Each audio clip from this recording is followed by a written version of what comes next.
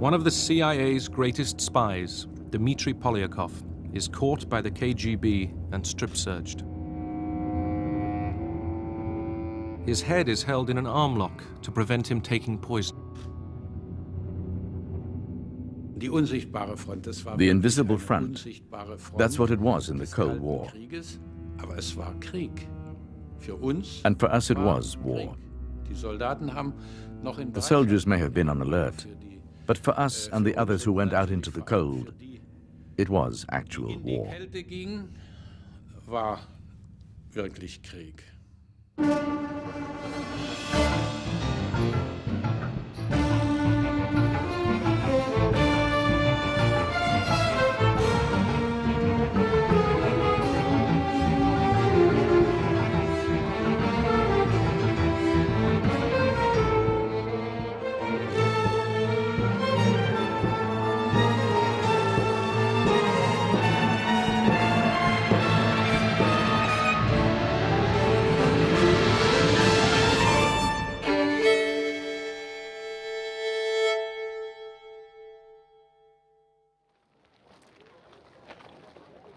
Dawn on the 16th of July, 1945. Allied scientists at Los Alamos leave for the New Mexico desert to watch the test of the first atomic bomb. They have been working for years under a blanket of total secrecy. Ted Hall, at 19, was the youngest scientist on the project. I was there, or at least I was there in a truck or lorry some distance away. It was considered to be a safe distance away. I can't remember if there was any signal circulated that the test was about to be made, but anyway, the damn thing went off. And it was a rather awesome sight.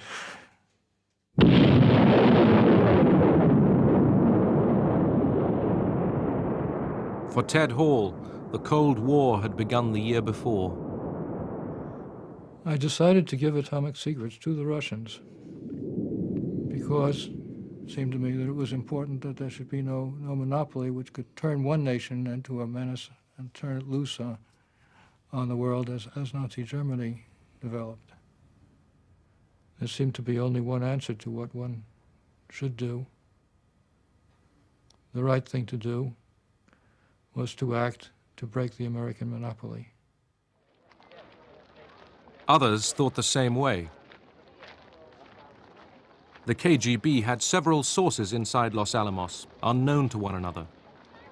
The scientist Klaus Fuchs and Ted Hall both passed on details of how to detonate nuclear weapons by implosion, a principle so new to Soviet science that there was no equivalent word in Russian.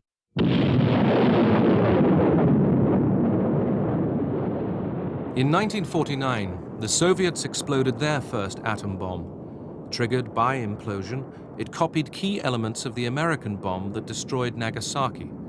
The atom spies had saved the Soviet Union perhaps 2 years of research. Ted Hall was questioned by the FBI in March 1951, but not charged for lack of evidence. A month later, KGB agents Julius and Ethel Rosenberg were sentenced to death.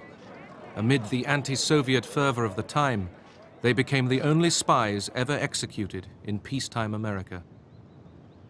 It was gruesome. And it certainly brought home the fact that there were flames consuming people and that we were pretty close to being consumed. The intelligence war was lopsided. The KGB operated in the West, but the CIA confronted a closed world. Trains crossing the Finnish border into Russia were sealed by steel shutters. The United States faced a long famine of information. This lack of understanding of how the Soviet system functioned would dog us in CIA throughout the entire Cold War, whether it was the Soviet Union itself or the carbon copies of the Soviet Union in East Germany and in Cuba, you name it.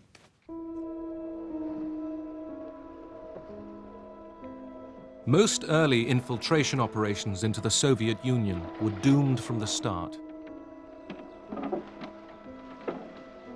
Western agents were betrayed by KGB spies, like the British intelligence officer Kim Philby. Philby came to public attention because of his association with fellow double agents Guy Burgess and Donald MacLean. Philby, on the right, holds a press conference to deny charges that he was involved in the disappearance of Burgess and MacLean. Well, if there was a third man, were you in fact the third man? No, I was not. Do you think there was one? No comment. Well, Mr. Philby, the disappearance of Burgess and MacLean is almost as much of a mystery today as it was when they went away about 4 years ago or more. Can you shed any light on it at all? No, I can't. Philby много сообщал. Philby told us a lot about those missions. Он, во-первых, указывал количество людей. He told us about the numbers of people. He told us about the coordinates, where and how the operations would be carried out, whether they would be parachuted in or sent in by sea.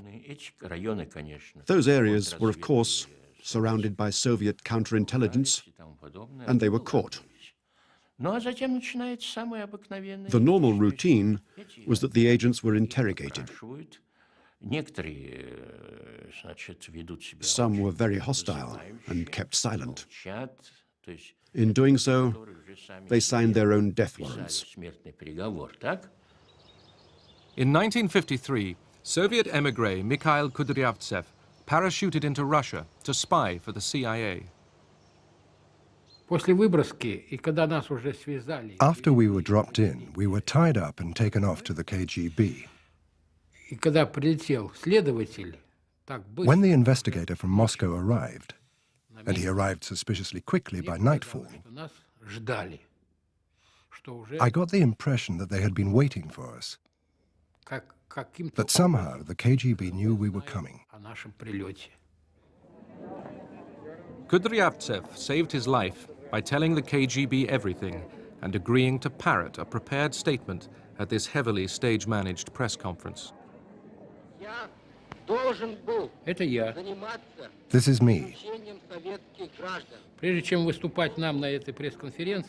Before we spoke at that conference, we were given scripts that we had 2 days to learn by heart. Kudryavtsev told the world of his great error in ever thinking ill of the Soviet Union, let alone trying to topple it. It was hard for me to say those things. Very hard. But I had to do it in order not to be taken back to the Lubyanka.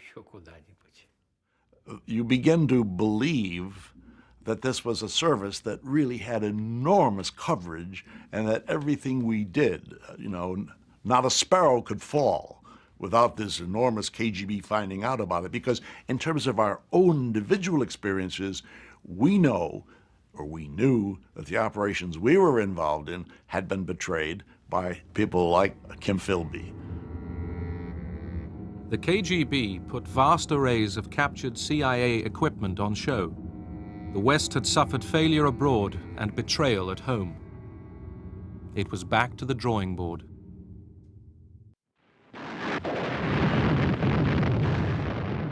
The Korean War provided further blows to the CIA's self-confidence, highlighting gaps in forecasting and assessment.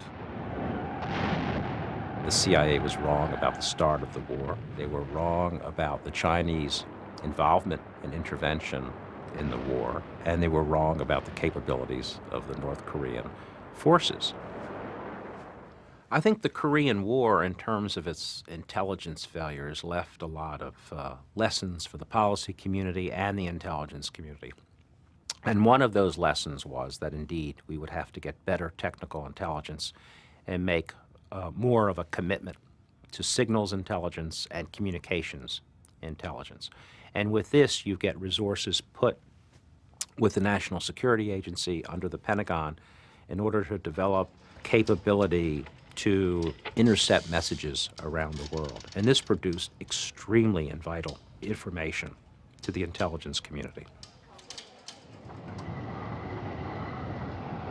Berlin was a communications hub, where countless Soviet bloc phone and teleprinter lines crisscrossed beneath the city.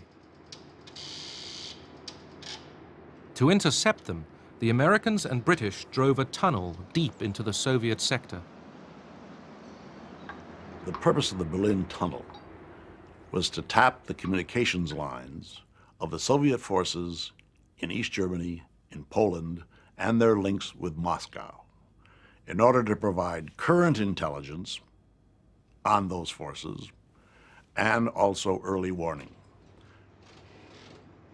The lines from the taps would come down into the tunnel itself, and first they would be amplified, because then we had to run the lines up into the area of the warehouse where we had hundreds and hundreds of recorders that operated day and night and recorded every single bit of this stuff. From the start, this operation was betrayed to the KGB by a source inside British intelligence, George Blake. I was secretary at the meeting at which this tunnel was being planned. And so I was able to draw a very simple sketch which showed how the tunnel was going to run and what cables it was intended to attack. Blake had served as a British intelligence officer in Seoul. Captured by the North Koreans, he witnessed the West's bombing of civilians. When I saw these enormous American flying fortresses flying low over what seemed to be defenseless Korean villages, I felt a feeling of shame. I felt very acutely that I was on the wrong side and that I should do something about it. Blake went home to Britain in the first group of POWs released from Korea after the 1953 armistice. And how did you find the food out there, Mr. Blake? Well, the food was adequate, but very monotonous. It was monotonous, was it? Very monotonous. Anything special? Any odd things they gave you to eat or anything? No, just rice and turnips mainly. It's a pretty impressive diet, isn't it? 3 times a day. Blake slipped back into British intelligence, only now he was a KGB spy. I was given a Minox camera, and I carried that Minox camera with me whenever I went to work, like I carry my wallet with me. And the reason was that I never knew what important documents I might find on my desk, which were worthwhile photographing. Blake's warning about the tunnel gave the KGB a problem. To move against it risked exposing him.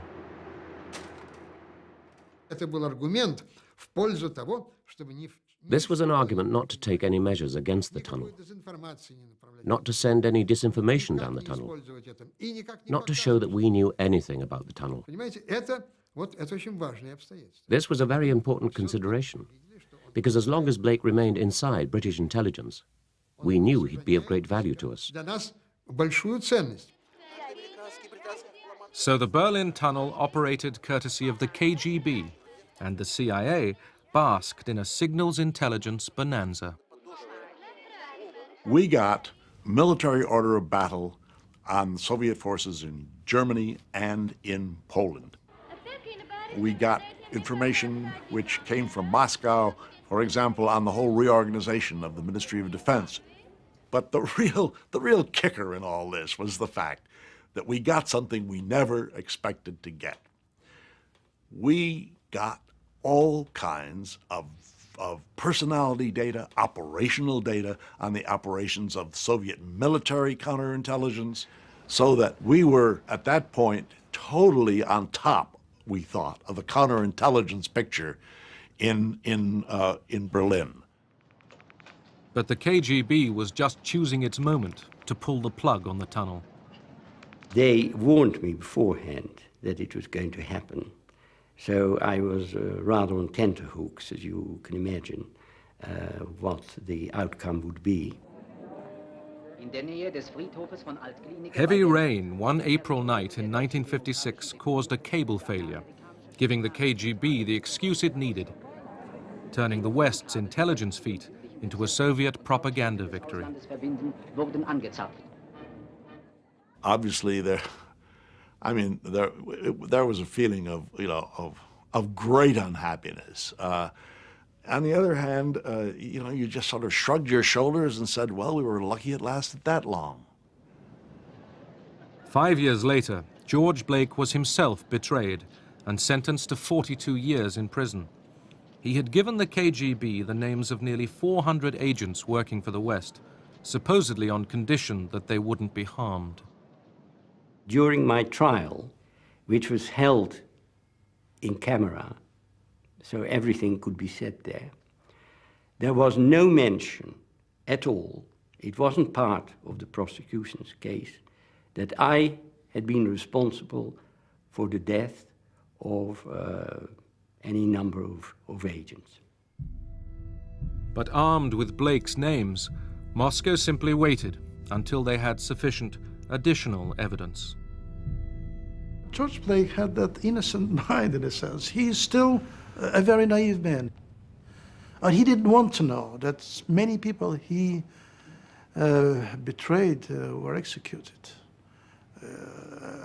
And I think we even discussed this subject at one point, and he wouldn't believe it. He would say, well, I was told this would not happen. It did happen. He was not told.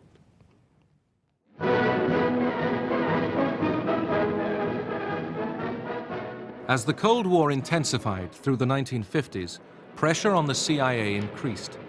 The West was desperate for detail about the size and strength of Soviet forces, glimpsed and photographed at Moscow air shows or May Day parades.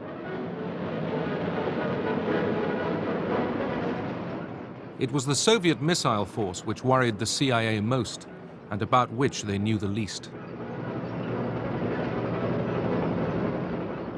There was limited human intelligence about missile deployments in the Soviet Union.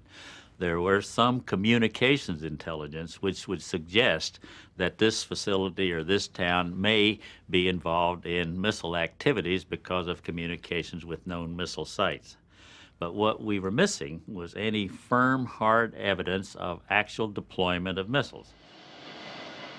From 1956, American technical superiority started providing answers. The CIA's own reconnaissance plane, the U-2, flew high over Russia to photograph Soviet bases. But in 4 years of searching, found no operational intercontinental ballistic missile launch sites. Then in 1960, the Americans successfully launched a satellite fitted with a camera. After 17 orbits, the film capsule was ejected, caught mid-air, and brought back to Earth for analysis. A subsequent flight confirmed the existence of just one Soviet ICBM launch site. The rest of the puzzle's pieces were provided by perhaps the greatest spy of the Cold War.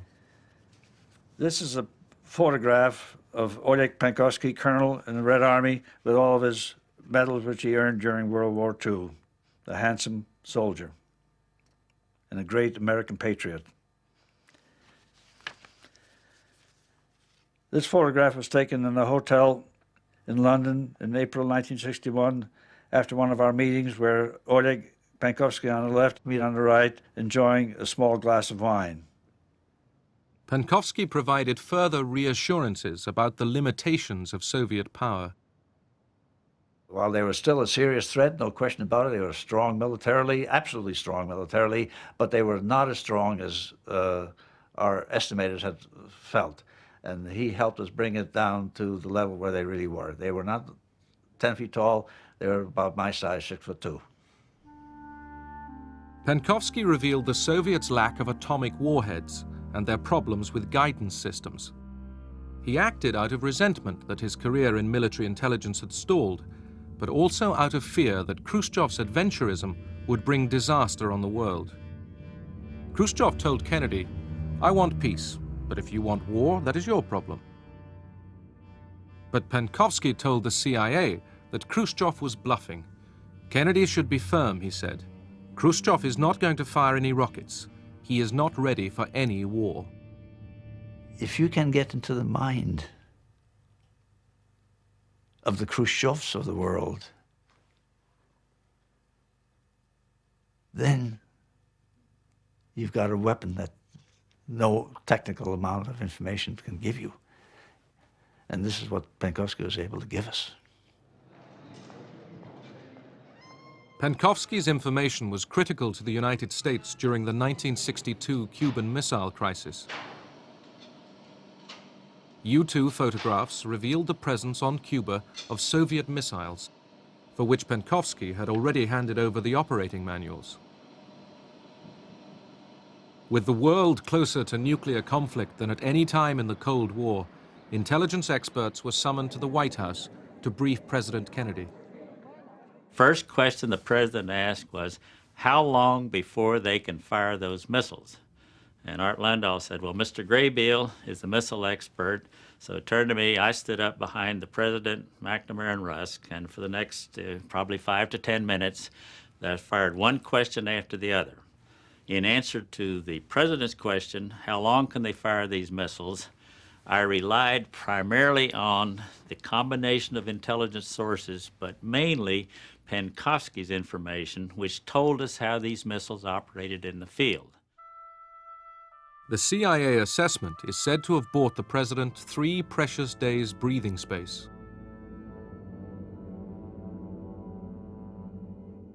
Ironically, Penkovsky himself was now under KGB surveillance.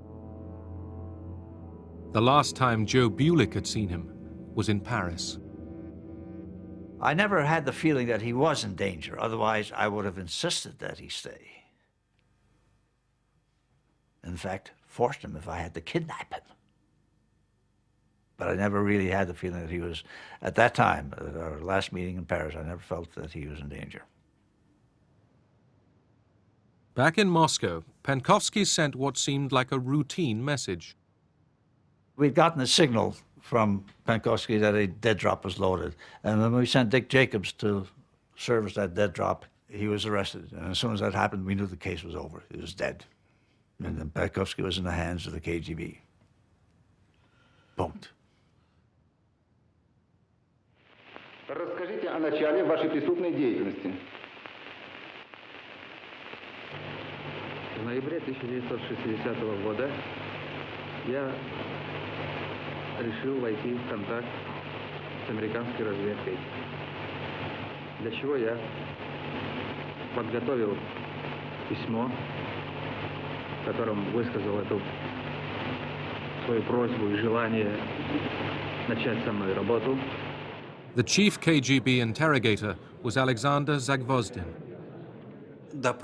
We questioned him not once, not 10 or 20 times, but perhaps 100 times. He realized that his actions were punishable by death.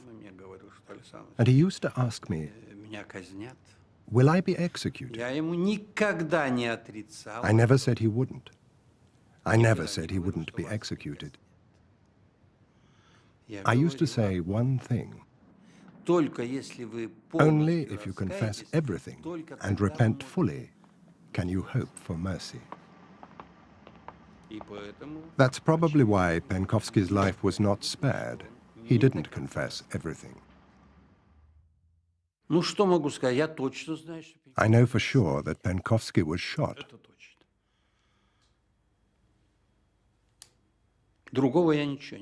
I can't tell you anything else. I know his body was cremated.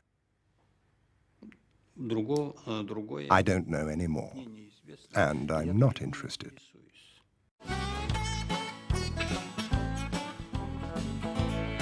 Not all spies wound up famous. These are the home movies of Galina and Mikhail Fyodorov, KGB officers who operated under deep cover for 20 years.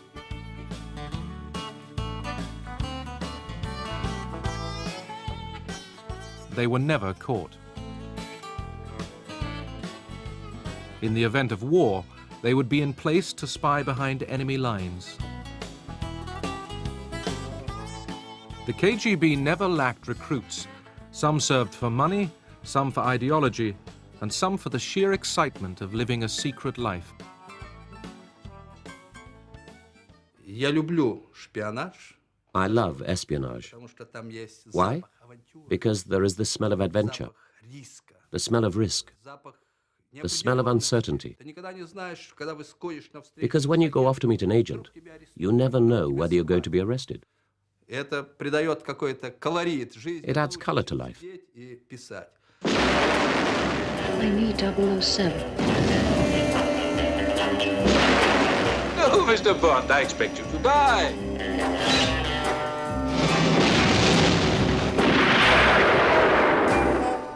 Я думаю, практически шпиономания... Spy mania in London started about the time I arrived. Потому что еще в 60... In 1961, we used to be asked everywhere. We were very popular. We would be invited to private parties, and the attitude towards us was good. К нам хорошо относились англичане. Но в 60-е годы... But as the 60s went on, there were those big disasters with Blake and the other KGB spies. And you had the Profumo scandal with the prostitute, Christine Keeler. That shook Britain up a bit. After that, when I turned up somewhere, people would ask, "Are you a spy?" So I'd say, "Of course I'm a spy." Western governments grew weary of the huge KGB presence in their midst. In 1971, the British expelled 105 Soviet intelligence officers identified by a defector. Technology increasingly assumed the burden of spying.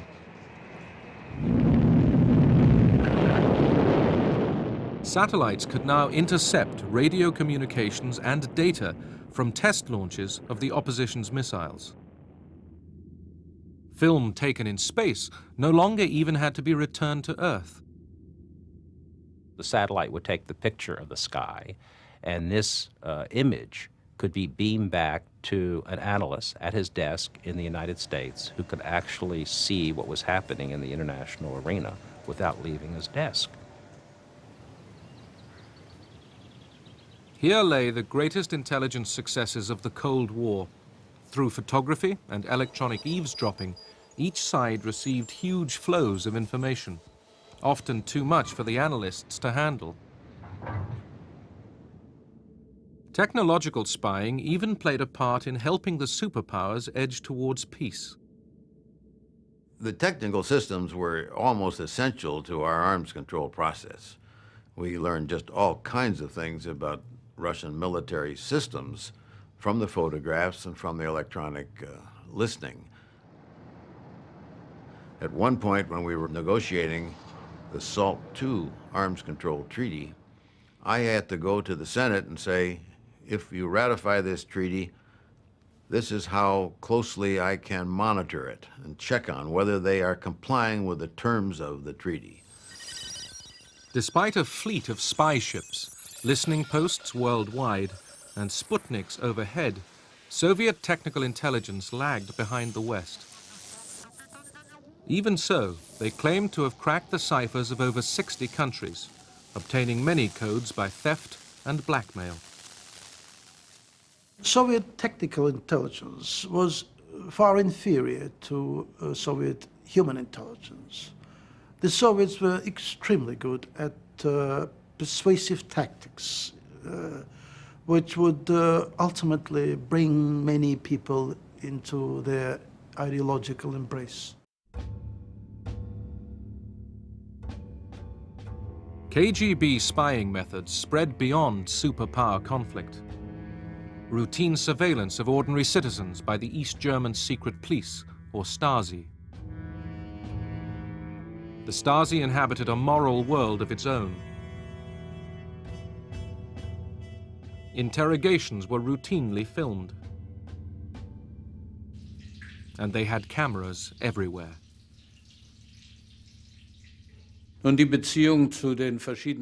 Relations between the various areas of counterintelligence and with the department which handled interrogations were very amicable.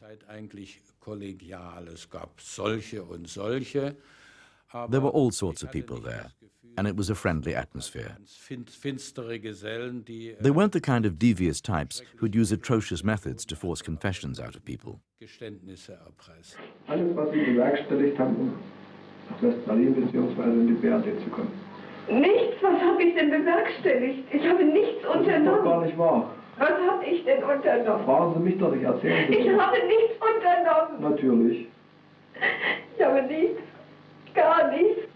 Also es gab schon sehr Schlimmes. Es gab Well, viele Fälle terrible things did happen. Unrecht. There were many cases of injustice, particularly in the later years, which really bothered me. Reprisals were taken against people solely on the grounds that they had different political opinions, Politische Meinung hatten. or against people who wanted a different, better form of socialism. Vera Wollenberger joined the East German peace movement in 1981, encouraged by her husband Knut. Mein ganz persönlicher Anlass, mich gegen My personal motivation for opposing state policies was the decision in the early 80s to station nuclear missiles in the GDR zu stationieren und wer and to introduce military instruction in in schools. Schulen einzuführen. Vera and her family were constantly harassed by the Stasi, who burgled her house and made sure she lost her teaching job. Her husband stood by her throughout. In 1988, Vera was arrested on her way to this demonstration. Her crime? Carrying a banner which bore Rosa Luxemburg's words, "Freedom is how free your opponent is." She was interrogated and imprisoned.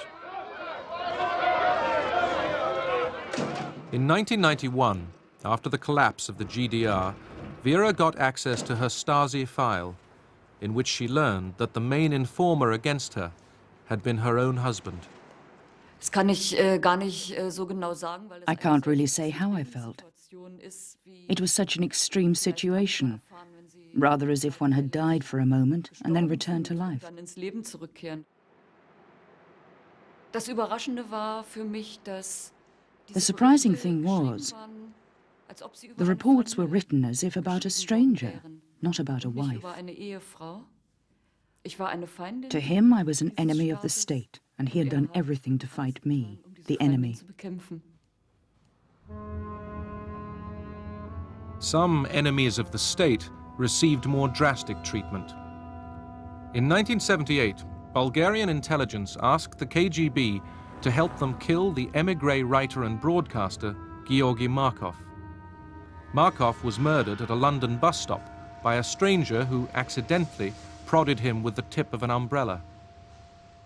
The Bulgarians were given a choice of weapons, and finally they picked up this umbrella as a cover to shoot the man with a poisoned pellet. It was not supposed to be uncovered because the pellet would dissolve in his body within 24 hours, if I recall correctly.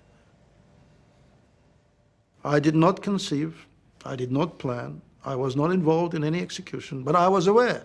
And I always say that knowledge does not imply misdeed, does it? Do you suppose I would go to the United States or UK and announce publicly? I would hang myself.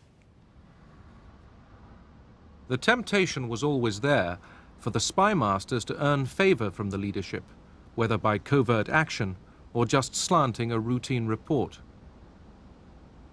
Когда мы составляем информацию, мы, естественно, драматизируем. When we draw up reports, of course we dramatize those bits which pointed up the threat to the Soviet Union.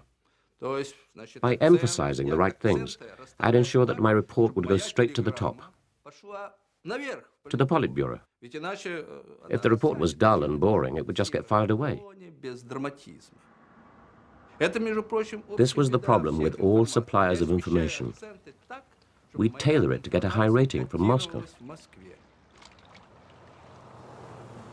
But did it matter if spies skewed their reports? How much did political leaders heed their intelligence services? I would argue that we probably exaggerate the significance of intelligence. Once policymakers decide on a course, I don't think correct intelligence or incorrect intelligence is going to bring any great changes in that course.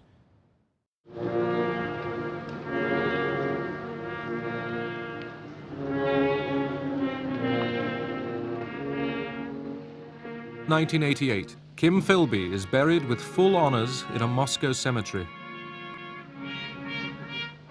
He first betrayed Britain half a century before, passing a wealth of secrets to the KGB.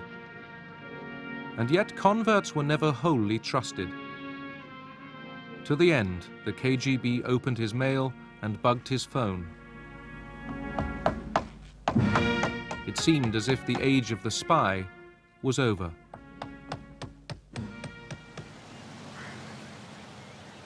In fact, throughout the 80s, the CIA had been carefully establishing agents within Soviet intelligence and defense circles. Precious sources, like avionics expert Adolf Tolkachev, seen here on his way to a meeting in Moscow with his CIA contact.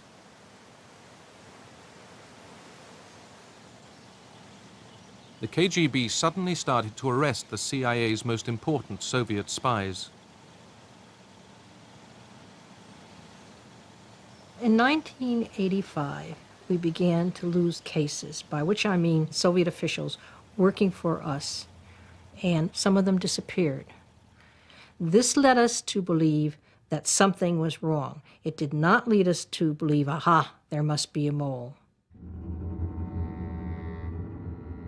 Then the West lost General Dmitri Polyakov of Soviet military intelligence. Polyakov had retired after 18 years of spying when the KGB pounced. He had been recruited while at the United Nations in New York.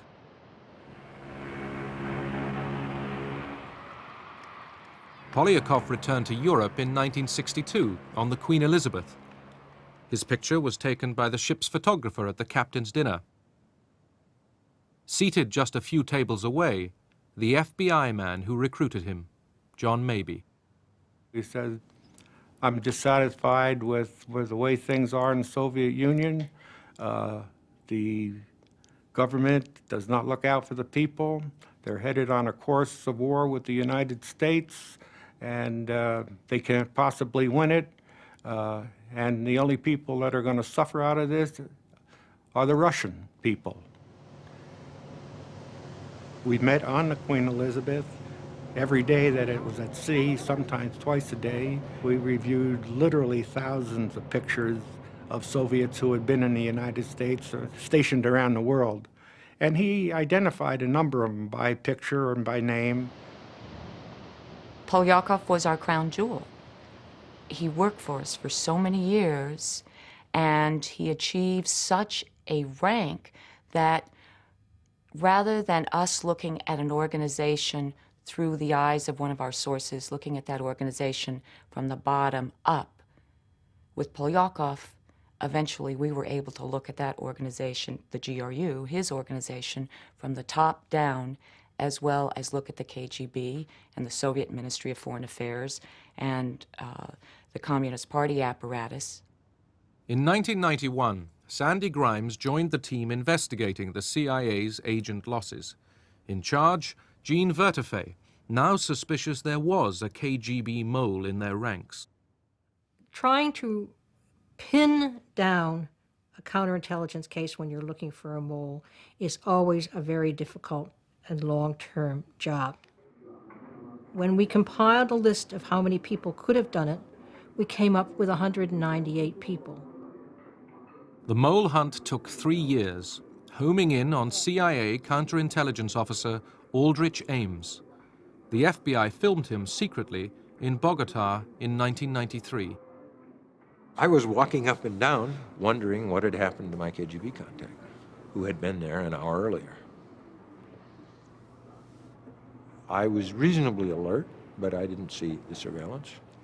And I suppose it was frustrating for the FBI because they were scared to death of me seeing surveillance. So they had to stay way back. As a result, they never saw me doing anything. They had no evidence of any operational activity on my part. The FBI staked out Ames's house and tapped his phones. The breakthrough had come from CIA analysis of his bank statements. We had just received records from one of the banks Rick had. And Dan is reading these things off, and I'm entering them in the computer. And my God, it was unbelievable. On 17 May, Rick had reported having had a lunch with his Soviet contact, Chuvakin. 18 May, there's a deposit into his checking account for $9,000.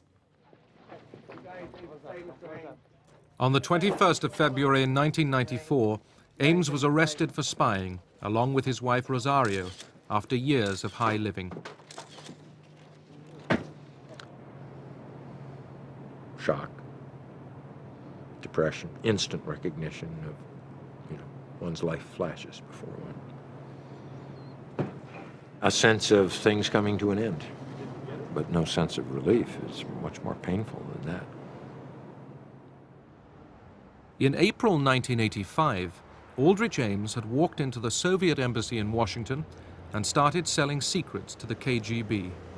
They paid him a total of $2.7 million. Well, the reasons that I did what I did in April of 1985 were personal, banal, and amounted really to kind of greed and folly. Simple as that.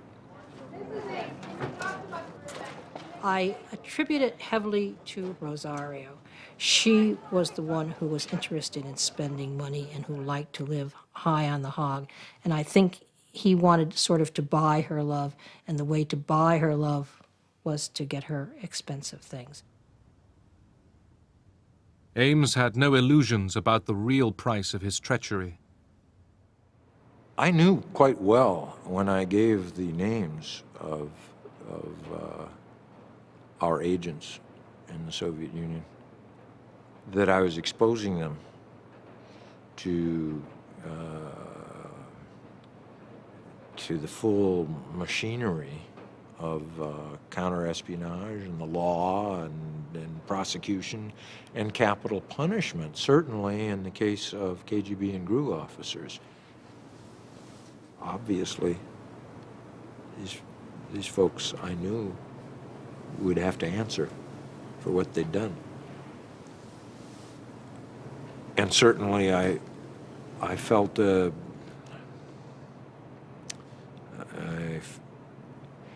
inured myself against, a reaction to that.